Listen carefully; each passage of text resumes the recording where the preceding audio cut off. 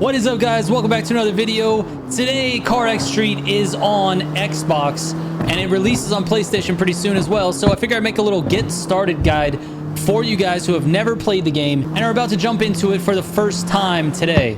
All right, let's go.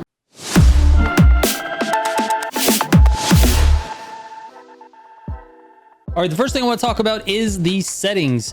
This will just get you started. There's a couple of things that I definitely recommend changing. I would go to the controls and set up your controller. You can fully remap your controller just by going to set and then changing whatever you need to change here. For me personally, I like shifting up and down on the bumpers, so I left those alone. However, in most games, Nitro is set to A, and in this one, it's not. I believe it's B as the default. So I set it to A. Then on handbrake, I've got that on X. I think the default is A. So I like A for Nitro, X for handbrake, and B for clutch. This just makes more sense in my mind. Everything else, I basically left the same. In addition to that, I would go to the game settings and make sure you enable crossplay. This is off by default, but if you're gonna get into any multiplayer lobbies, especially if I run a lobby, I'll be on PC when I run my lobbies. So you're gonna wanna have crossplay on so that you can get into those PC lobbies as well. Obviously in this menu, you've got the difficulty settings as well. You can leave it on easy, but the higher you go up in the difficulty, the more money you're going to get. So if you're on normal, you're going to get a 60% difficulty bonus, and the same thing for hard, you'll get 100% difficulty bonus. You'll be getting double the amount of money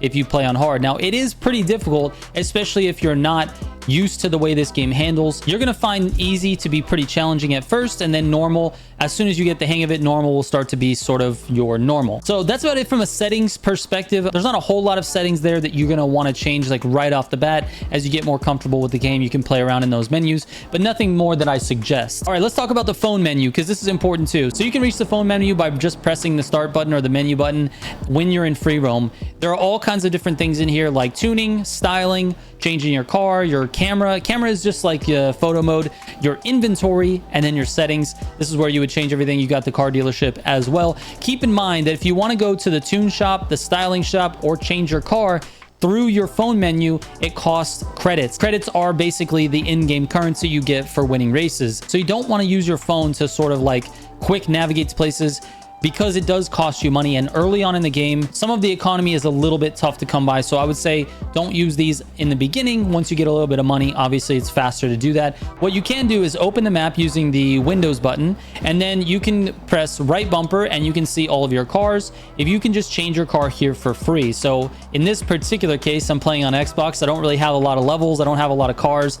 I have 2 cars that I've earned. You can just hold A to change it, and then press B to back out of the map, and it'll put you in your other car or the car that you chose. Now, it's an easy way to switch. However, it's going to switch where that car is parked. And let's talk about that for a moment, because in order to have cars, you have to have multiple homes and multiple apartments. Notice there's a bunch of houses scattered around a map. These will tell you how many cars that you can park in this apartment. So if you go to, let's say, the one you're in now, you have 3 cars that you can park there and 1 that you can have out. So basically, you have the one that's out, you have 3 spares you can park in this apartment. As you progress through the game, you're going to be buying more apartments. This one costs $12,500. I could just buy that right now. And now I have 3 extra slots for 3 extra cars.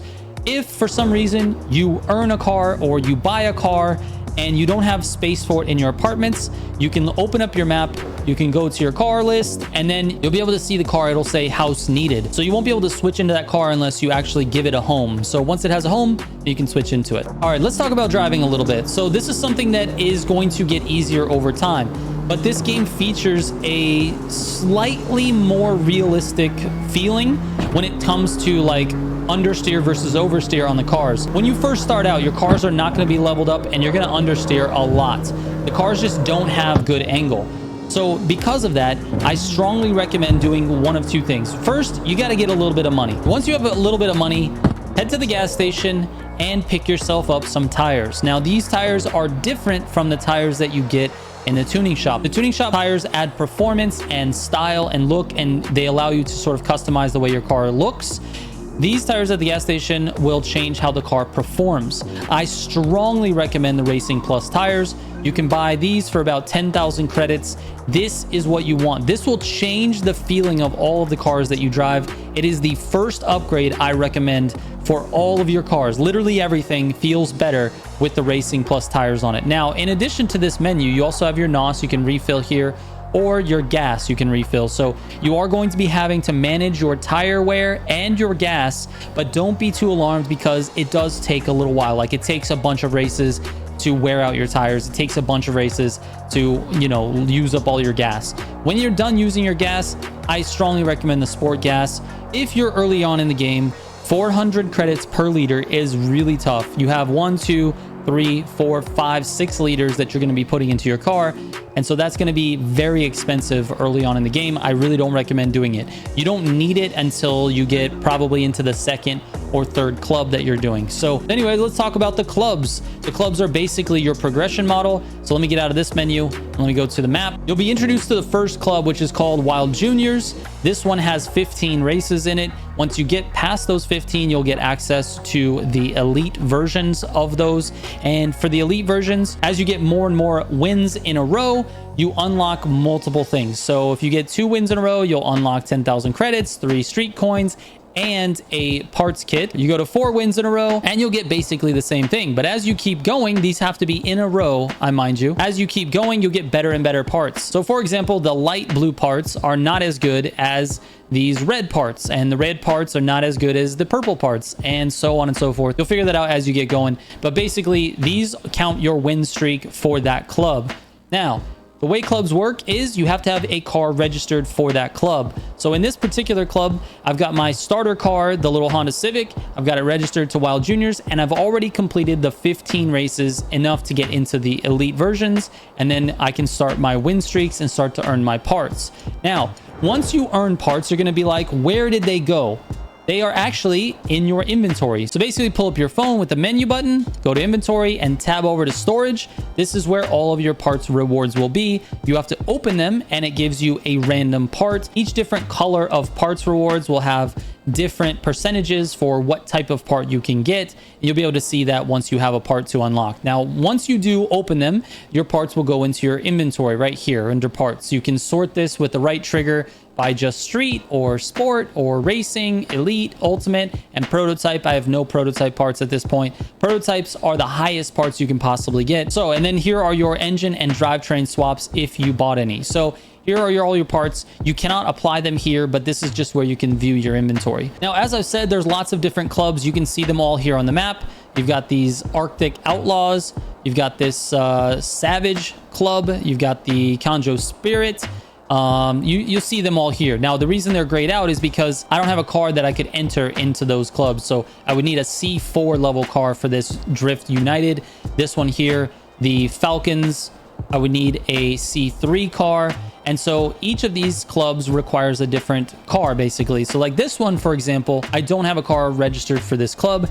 I have the option of registering my Civic. However, if I register my Civic, it's going to take it out of the other club.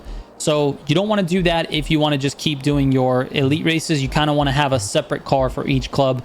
Now, you could just take one car around and do all of them like that.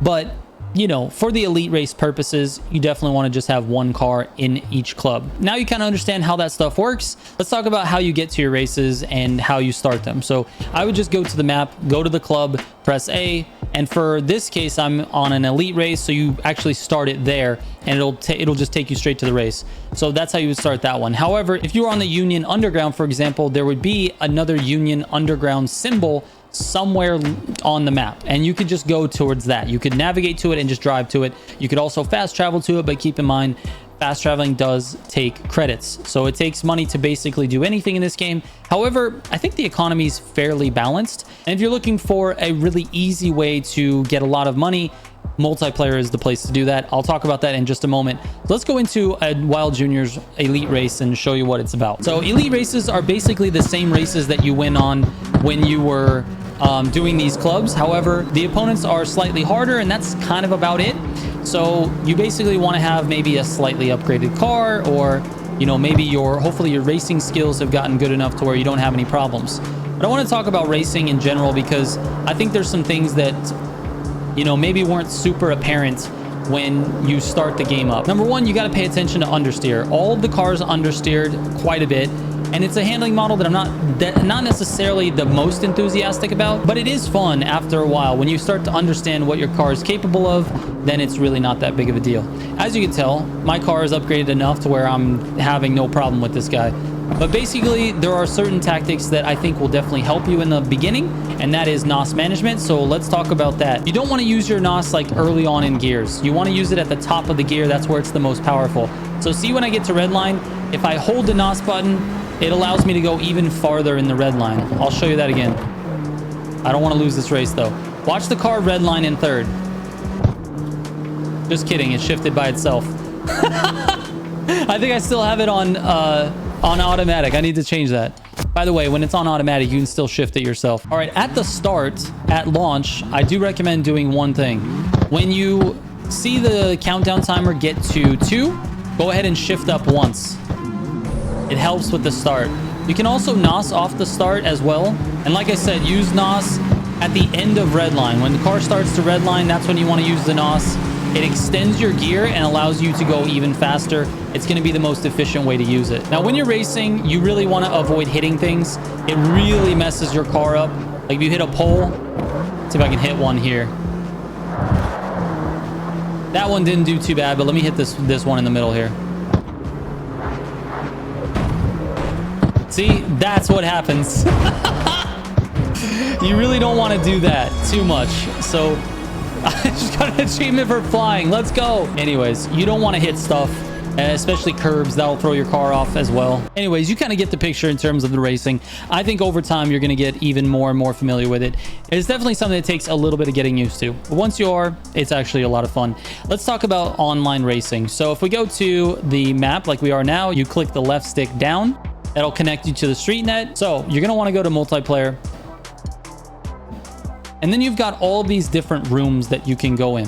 So there's just a bunch of different ones. And I've already got mine set up here, Militia Gaming Co.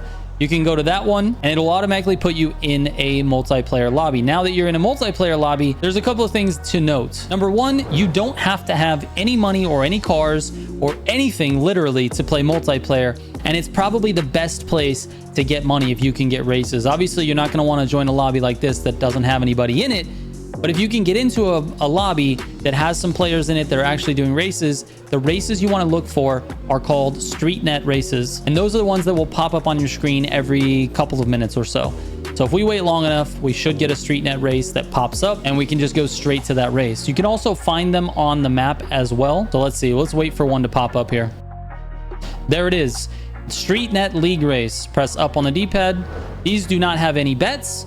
They don't have any required cars. They actually give you a loaned car to use for this. So it takes none of your resources, none of your tires, none of your gas, nothing. You're using a loaned car. Everyone has the exact same car, so it's completely even. It doesn't matter what level you are. This is the best way to earn money early on in the game because you can get 15,000 for first, 10,000 for second, and that actually goes up as the number of players goes into the lobby. So if you get like 4 or 5 or full 6 players in this particular race, then you'll have a lot more in terms of your rewards. This is a place that I strongly recommend you getting money if getting money is your goal. Now, you can't start this alone. As this countdown is rolling down here, you're going to notice that the race will not start. But I want to mention one other thing as well is as soon as you join this race, you don't have to sit in this menu and wait for the countdown. You can just back out and still free roam around, maybe look for some collectibles, maybe just hang out with your friends or park up and take a picture or whatever you want to do. It'll keep you in the lobby. So anyway, that's a pretty good little introduction to multiplayer. There's also some other races you can do. Like you can start a race here. You can create your own race and change all of the rules of the race, the class of the race, all that stuff, and then start that race. So this will basically allow you to customize your experience. You want 2 racers, 3, 4, whatever. You can change the rewards. You can actually bet against other players. You can bet your money against other players. You can bet your street coins. You can bet a car, like literally pink slip. You can bet your own car and they will get your car. And then when you change it to R1, this is just like the game just rewards you money if you win, and that's it. This would be a way for you to win money as well, and you can kind of control how that's happening. You can turn the traffic off. You can change the collisions, turn those off. I mean, this is a real good way to, you know, have a nice experience here online. They give you a lot of freedom here, but you can still make lots of money. This is also a way that players will be gifting cars. Like I could build a car, tune it how I have it, put a nice livery on it, and then I could auction it off basically to you guys. If we did a nice lobby, whoever wins, we could actually just go into a race like this 1v1. I can lose it on purpose and just give you the car. So I think that's a pretty nice little feature they've added to the multiplayer. But basically, you've got races all over the city. and those StreetNet League races will be popping up all the time, and those are the ones you want to go to if you're early on. All right, to leave multiplayer, go to your map again, click left stick down, then go to sign out. That'll immediately put you back in a single player lobby, and it's literally that fast. Like, the game is very optimized in terms of multiplayer versus single. It's really, really nice. Like, I'm very impressed with the way they've designed this. Anyways, lastly, I want to talk about the tune shop and sort of upgrading your cars, because the menu UI is a little bit kind of tricky on how you do things. So let's just talk about that real quick. If you're used to upgrading cars in games, then you're not going to have a problem with it, but I figured I'd just go over it real quick. Across the bottom, you have different categories. Within each of those categories, you'll see different parts. So in the engine category, we've got all these parts on the left. When you select a part, like say the turbo kit, along the bottom, you will see all the different turbo kits. Same thing with the camshafts, the intake, the fuel system, the cylinder head, all that stuff. One thing to be aware of is right here in the center, you see the HC6, that's the name of the car. And then you see the C rating and the R rating. The C rating refers to your power to weight ratio. The R rating refers to what level of parts you have on the car. So you can add higher level parts on the car and not change the power to weight ratio, but it'll increase your performance, such as, like, you know, suspension or tires, or, you know, that type of stuff. That adds to your rating of the car, but it doesn't affect the power to weight ratio.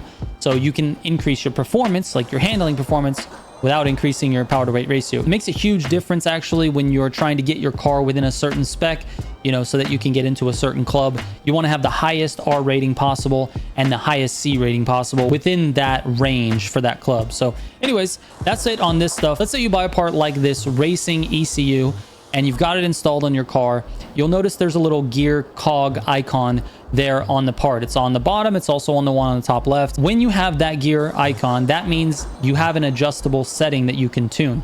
So press Y to upgrade, and that takes you to this menu. So now you've got on the left, you've got the ability to change your rev limiter. You can change your camshafts however you want. And that's it for this particular part. So you do that, you press A, it does cost you some credits to tune your car, and then you're good to go. Now, if we back out and we go back to those main categories, look, I've got a cog or a gear icon here on the body. We can go here, press upgrade. Now we've got all of the body things that we can change. You will only be able to change these settings once you have a part that enables that setting, okay? So we've got front aerodynamics. I can put more front downforce. I have air resistance. We can do -2 on the air resistance and apply that. Boom. That's a big upgrade. So now I've got more downforce in the front. And that's actually the only part I can adjust for there. So let me go to the other one. The only part in here that I've got is the rear suspension arm. So you might as well mess with that. So we can change the camber and the wheel toe. I'm not going to really adjust the camber. I think it's fine the way it is for now. It's a base, you know, starting level car. So there we go. Now, if you wanted to swap your engine, you have the engine swap option right there. You press X for the swaps, and it'll give you all of the available swaps. Obviously, you have to level up in order to unlock all of the swaps, but you can see on this power graph exactly what this is going to do to your power. I think most of the engine swaps, if not all of them, cost street coins. Street coins are much harder to come by, so spend your street coins wisely. Now, once you swap the engine, you're also going to need to buy new parts for that engine if you had any parts on your engine. Now, I think your suspension and all of the other things stay, but the parts of the engine will need to be bought again. In addition to that, if you wanted to use any of your parts from your inventory, you would need to go to your inventory first and see what parts you have. Like, for example, I have a street ECU. So I'm going to go over here to street ECU. We'll click it. And then there's a selection here. You can install from inventory, or you can buy a new part. And those are your two options. Your inventory parts can be applied to basically every car as long as that car can accept it. So that's kind of a little bit on that. On the right side, you can see all of the classes there, C1 all the way to C6. And then there's CS and C+. Lots of different car categories. Driving CS plus cars are just, they're so fun, man. So fun, so fast, so grippy, very nice to drive. Anyways, there is a lot to like about this game, and I'm super happy that it's coming to console, because now I can actually make a bunch of content on it. We can play, it's cross-play, which means you guys can play in the lobbies with me. I'm super pumped that this game is going to be available for more people, and I hope you guys jump into it. It is now available on Xbox as of today. And just a quick huge shout out to CarX for sending me a code for Xbox so that I could go on and do this video. I really appreciate those guys. I'll be giving away 3 more Xbox codes if you don't have the game yet on my next CarX stream, so keep an eye out for that. I'm currently getting back from vacation as you're watching this video, so it'll be a couple of days from now.